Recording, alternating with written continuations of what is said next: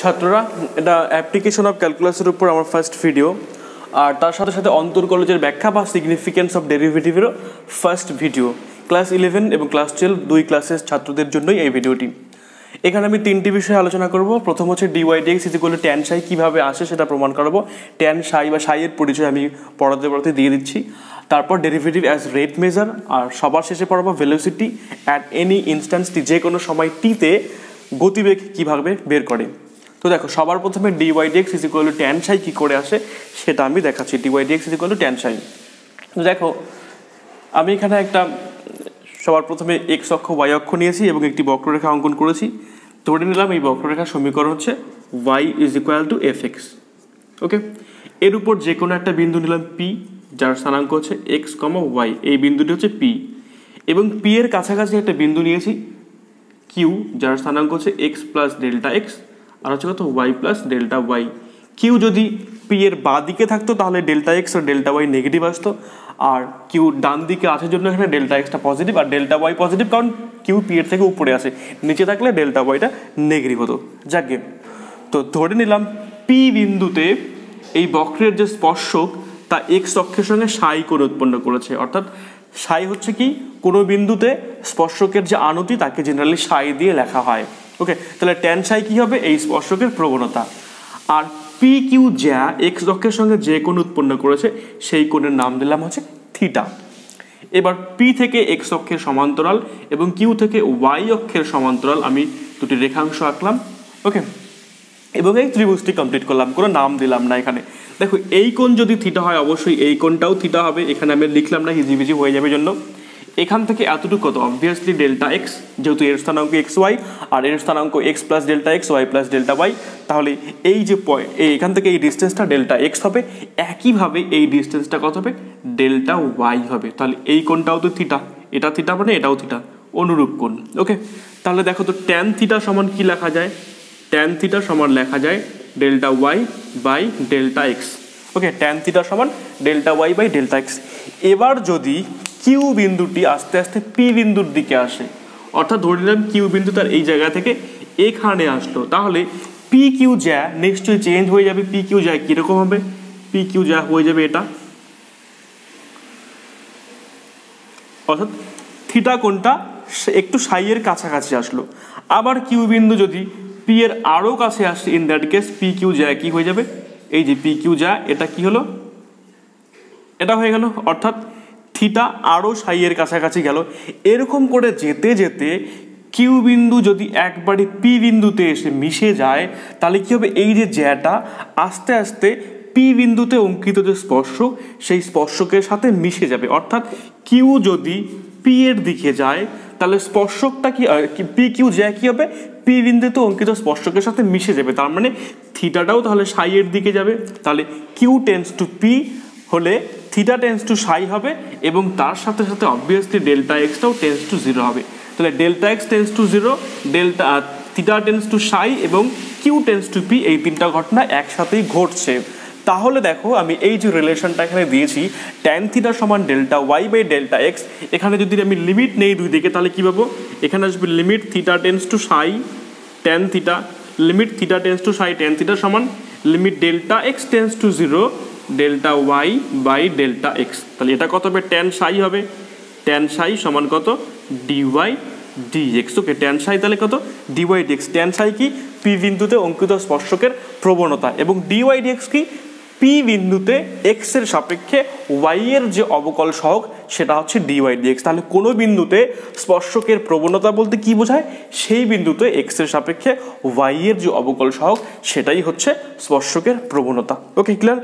এরপর এখানে একটা জিনিস লক্ষণীয়, দেখো tan psi কত এসেছে? tan psi হচ্ছে dy/dx। তাহলে আমরা লিখতে পারি cot psi কত? cot psi সমান dx dy। ওকে, tan psi ছিল, tan psi হচ্ছে dy/dx আর cot psi কত? dx dy। এবার এই লেখচিত্রটা আমি একটু চেঞ্জ করে দিই। দেখো, tan psi আর dy/dx বা tan psi এর পজিটিভ, নেগেটিভ বা 0 ভ্যালুর জন্য বক্ররেখাগুলো কীরকম হয়। দেখো, ধরে নাও এটা যে কোনো একটা বক্ররেখা। ওকে, এটা যে কোনো একটা বক্ররেখা। এবার পার্টিকুলার একটা পয়েন্ট আমি কনসিডার করি। দেখো, এটা মানে এই বিন্দুতে যদি স্পর্শক আঁকি তাহলে সেই স্পর্শকটা নিশ্চয়ই এটা হবে। পি বিন্দুতে অঙ্কিত স্পর্শক হচ্ছে এটা। এবার এই অ্যাঙ্গেল যদি সাই হয় তাহলে ডিওয়াই ডিএক্স, যাকে আমরা ট্যান সাই হিসাবে চিনি, ট্যান সাই অবভিয়াসলি গ্রেটার দেন 0 হবে।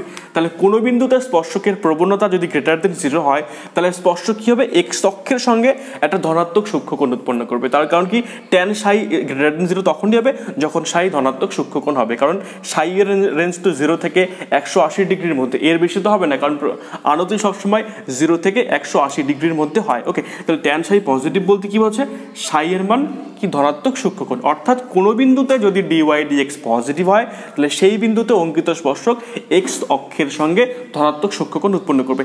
একইভাবে দেখো এই বিন্দুটা কনসিডার করো, এখানে যদি এটা স্পর্শক আঁকি আমি তাহলে স্পর্শকটা এটা হবে।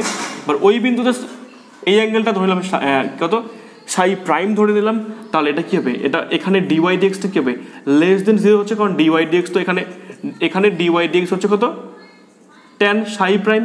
তাহলে ডিওয়াই ডিএক্স যেখানে নেগেটিভ সেই বিন্দুতে অঙ্কিত স্পর্শক কী করবে, এক্স অক্ষের ধনাত্মক দিকের সঙ্গে স্থূলকোণ উৎপন্ন করবে। আবার দেখো এই পয়েন্টটা কনসিডার করো, এখানে কিন্তু স্পর্শক এক্স অক্ষের সমান্তরাল, তাহলে এখানে ডিওয়াই ডিএক্স কত হবে, dy dx is equal to obviously tan 0। যেহেতু স্পর্শক এক্স অক্ষের সমান্তরাল তার মানে স্পর্শক এক্স অক্ষের সঙ্গে 0 ডিগ্রি কোণ উৎপন্ন করবে, অর্থাৎ ডিওয়াই ডিএক্স বা ট্যান সাই কত আসবে, 0 আসবে। তাহলে যে বিন্দুতে ডিওয়াই ডিএক্স 0 সেই বিন্দুতে কী হবে, স্পর্শক এক্স অক্ষের সমান্তরাল। আবার যদি কোনো বক্ররেখায় কোনো একটা এরকম পয়েন্ট থাকতো, দেখো কোনো একটা পয়েন্ট যদি এরকম থাকতো এরকম, তাহলে এই বিন্দুতে স্পর্শক দেখো ওয়াই অক্ষের সমান্তরাল, তাহলে যে বিন্দুতে স্পর্শক ওয়াই অক্ষের সমান্তরাল এখানে সাই কত হবে, সাই সমান 90 ডিগ্রি হবে, কিন্তু ট্যান 90 ডিগ্রি কি অসংজ্ঞাত, তাহলে যে বিন্দুতে স্পর্শক ওয়াই অক্ষের সমান্তরাল সেই বিন্দুতে কি হবে, ডিওয়াই ডিএক্সটা অসংজ্ঞাত হবে, বা সেই বিন্দুতে কি হবে, ডিএক্স ডিওয়াইটা 0 হয়ে যাবে, ডিএক্স ডিওয়াই বা কট সাই 0 হবে, কট সাই হচ্ছে ডিএক্স ডিওয়াই। তাহলে কি শিখলাম আমরা, যে বিন্দুতে ডিওয়াই ডিএক্স 0 সেই বিন্দুতে স্পর্শক এক্স অক্ষের সমান্তরাল, যে বিন্দুতে ডিওয়াই ডিএক্স অসংজ্ঞাত বা কট সাই বা ডিএক্স ডিওয়াইটা 0 হবে সেখানে স্পর্শক হবে ওয়াই অক্ষের সমান্তরাল। ডিওয়াই ডিএক্স যদি পজিটিভ হয় তাহলে সেই বিন্দুতে অঙ্কিত স্পর্শক এক্স অক্ষের সঙ্গে ধনাত্মক সূক্ষ্মকোণ উৎপন্ন করবে, এবং ডিওয়াই ডিএক্স যদি নেগেটিভ হয় তাহলে সেই বিন্দুতে অঙ্কিত স্পর্শক এক্স অক্ষের ধনাত্মক দিকের সঙ্গে স্থূলকোণ উৎপন্ন করবে। এরপরে দেখো আমি পড়াচ্ছি এখানে ডেরিভেটিভ অ্যাজ রেট মেজার, একদমই সহজ বিষয়। ধরে নাও Y is equal to F X হচ্ছে এক্স এর একটা অপেক্ষক, Y is equal to F X. Okay, এবার ধরে নিলাম এক্স এর মান হ্যাঁ এক্স থেকে চেঞ্জ হয়ে এক্স প্লাস ডেল্টা এক্স হলো, তাহলে এক্স এর পরিবর্তন কতটুকু হলো, ডেল্টা এক্স। এবার এক্স এর মান যদি এক্স থেকে চেঞ্জ হয়ে এক্স প্লাস ডেল্টা এক্স হয় অবশ্যই ওয়াই এর মানও চেঞ্জ হয়ে যাবে, তো আমি ধরে নিলাম ওয়াই এর মান ওয়াই থেকে পরিবর্তন হয়ে কত, ওয়াই প্লাস ডেল্টা ওয়াই হলো। ওকে, তাহলে y is equal to F x যদি হয় আমরা লিখতে পারি ওয়াই প্লাস ডেল্টা ওয়াই, এটা সমান হচ্ছে F x plus delta x. Clear? তাহলে আমরা কি দেখলাম, এক্স এর মান যদি এক্স থেকে চেঞ্জ হয়ে এক্স প্লাস ডেল্টা এক্স হয়, অর্থাৎ এই বিস্তারে যদি এক্স এর মান এক্স থেকে এক্স প্লাস ডেল্টা এক্স হয় তাহলে ওয়াই এর মানটা কি ওয়াই থেকে ওয়াই প্লাস ডেল্টা ওয়াই হচ্ছে, তাই তো? তাহলে x comma x plus delta x বিস্তারে, এই বিস্তারে এক্স এর সাপেক্ষে ওয়াই এর যে পরিবর্তন, এক্স এর সাপেক্ষে ওয়াই এর পরিবর্তন এটা অবশ্যই ডেল্টা ওয়াই হবে। তাহলে এক্স প্লাস ডেল্টা এক্স বিস্তারে এক্স এর সাপেক্ষে ওয়াই এর পরিবর্তন কত, ডেল্টা ওয়াই, তাই তো হচ্ছে এক্স থেকে এটাতে পরিবর্তন হয়ে গেলে ওয়াই এর মান ওয়াই থেকে ওয়াই প্লাস ডেল্টা ওয়াই হয়ে যাচ্ছে, অর্থাৎ ওয়াই এর পরিবর্তন ডেল্টা ওয়াই। তাহলে এত বিস্তারে এক্স এর সাপেক্ষে ওয়াই এর গড় পরিবর্তন কত হবে, গড় পরিবর্তন delta Y by delta x হবে। এক্স ওয়াই এর টোটাল পরিবর্তন হচ্ছে ডেল্টা ওয়াই, এক্স এর ডেল্টা এক্স পরিবর্তনের জন্য ওয়াই এর পরিবর্তন যদি ডেল্টা ওয়াই হয় তাহলে এক্স এর সাপেক্ষে ওয়াই এর গড় পরিবর্তন অবশ্যই delta Y by delta x হবে। এবার এই যে delta Y by delta x এর যে লিমিটিং ভ্যালুটা রয়েছে as delta x tends to 0, এটাই তো ডিওয়াই ডিএক্স, তাই তো? এবার এই যে লিমিটিং ভ্যালুটা delta Y by delta X, একেই বলা হয় এক্স এর সাপেক্ষে ওয়াই এর তাৎক্ষণিক পরিবর্তন। কি বললাম, এক্স এর সাপেক্ষে ওয়াই এর তাৎক্ষণিক পরিবর্তন, অর্থাৎ ডিওয়াই ডিএক্সকে আমরা বলবো এক্স ওয়াই বিন্দুতে, কোন বিন্দুতে, এক্স ওয়াই বিন্দুতে এক্স এর সাপেক্ষে ওয়াই এর তাৎক্ষণিক পরিবর্তন। দেখো এরপরে আমি পড়াচ্ছি ভেলোসিটি অ্যাট এনি ইনস্ট্যান্স টি।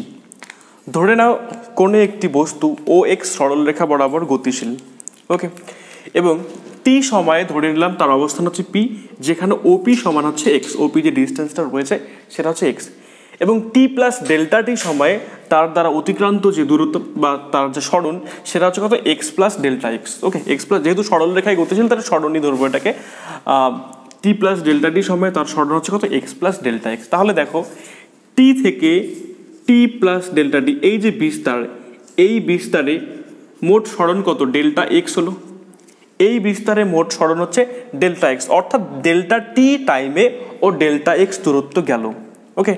তাহলে এই যে বিস্তার রয়েছে টি টি প্লাস ডেল্টা টি, এই বিস্তারে গড় বেগ কত হবে, নিশ্চয়ই মোট সরণ ডিভাইডেড বাই মোট টাইম, তাহলে ডেল্টা এক্স বাই কত হবে ডেল্টা এক্স বাই ডেল্টা টি, এটা হচ্ছে গড় বেগ, ওকে। এবার যদি আমি delta T tends to zero নেই, ডেল্টা এক্স বাই ডেল্টা টি, এটা অ্যাকচুয়ালি কি আসলো, এটা বললাম টি থেকে টি প্লাস ডেল্টা টি বিস্তারে কি গড় গতিবেগ।